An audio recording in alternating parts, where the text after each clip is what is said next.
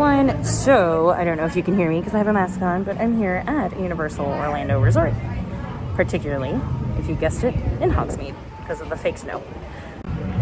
I'm going to talk about something very different to my channel. So if you are going on vacation or you're an annual pass holder and you want to go to theme parks like Universal and you're expecting, well, things kind of make your day a little different, especially at the Universal parks.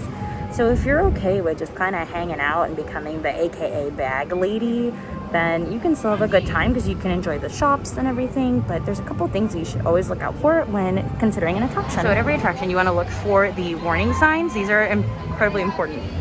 This right here, little red symbol with the little cross through, like do not disturb, do not enter, no expectant mothers. So let's touch on the why certain attractions have different regulations in regards to no expectant mothers. First things first, number one, a lot of this tends to do with forces in the attraction. So some attractions have spinning forces, they have jolting, they have fast motion, sudden stops, and all of those things when added with safety precautions like lap bars, seat belts, and all of that tend to add an additional concern for those individuals who are expecting, like expecting moms. Doesn't matter what trimester you're in, it's imperative that you do not try to, well, they can cut the corner on this one. No, because of those specific motions, you don't want to potentially cause any harm to you and let alone your child. Number two, reason being is you don't want to spend the rest of your day sick as a dog. So some of the attractions that have these warnings may have, as I mentioned, a spinning motion, or even they might be a projection effect attraction where you're wearing 3D glasses, or even not 3D glasses, you're looking at a screen. And that tends to cause motion sickness for some expectant women, particularly those in their first trimester. It tends to really hit them hard, and even those in their third trimester. So word of the wise, if you don't want to spend the rest of your day throwing up or motion sick, nauseous, any of that, just avoid it, okay? If it says it on the sign, listen to the sign. Now, I'm not saying go to the park and be bored out of your mind. Granted, a lot of the Universal Orlando attractions are thrill attractions, therefore they have that rule in place for no expectant mothers riding. Now, I do want to give you the word of warning that you have options. You know, first one is you don't go to the park. But if you want to spend time with your family, you can still go. You can obviously enjoy any of the street atmosphere, so any of the street actors or actresses that are out there. You can also enjoy the live shows depending on what the live shows entail. So there is a live show, the Born Stunt Show, which is fairly new. The Born Stunt Show does have a projection screen.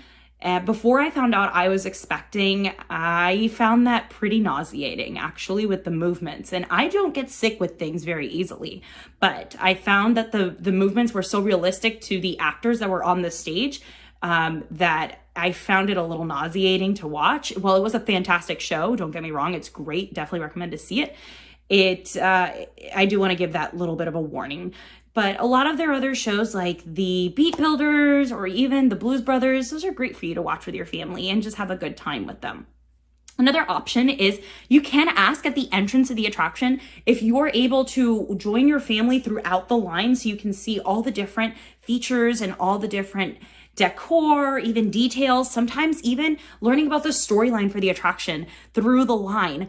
Experience that with your family and then ask if there's an opportunity for you to exit before boarding the ride. So that way you are not sitting outside the entire time as the bag lady, quote unquote. You still get to spend some time with your family, get to have some conversation, and enjoy a little bit of what the attraction has to offer. So how can you at home, prior to going over to the Universal Orlando parks, justify whether or not you're gonna go spend the day with your family or if you're gonna skip on out from the experience?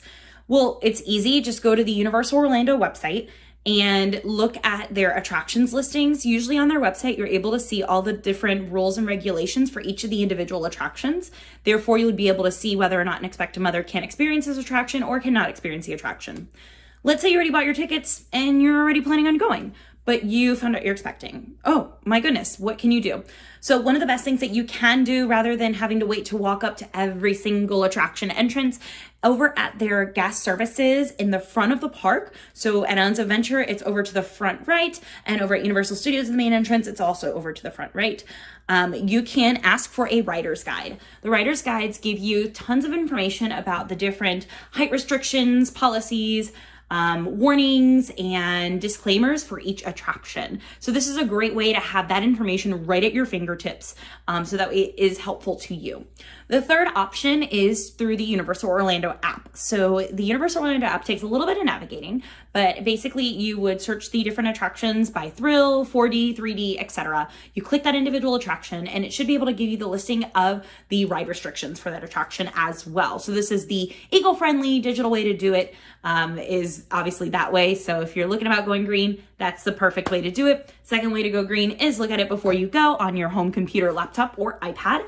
And then your third option is once you arrive over at Universal Orlando Resort, ask for a rider's guide over at guest services at the respective park that you are going to. Now, you do not need a rider's guide for each individual park. Their rider's guides actually are built in for all of the parks in one. So you only need to ask for one rider's guide, and that'll work for both of the major theme parks, and I believe as well as Volcano Bay, if I'm not mistaken.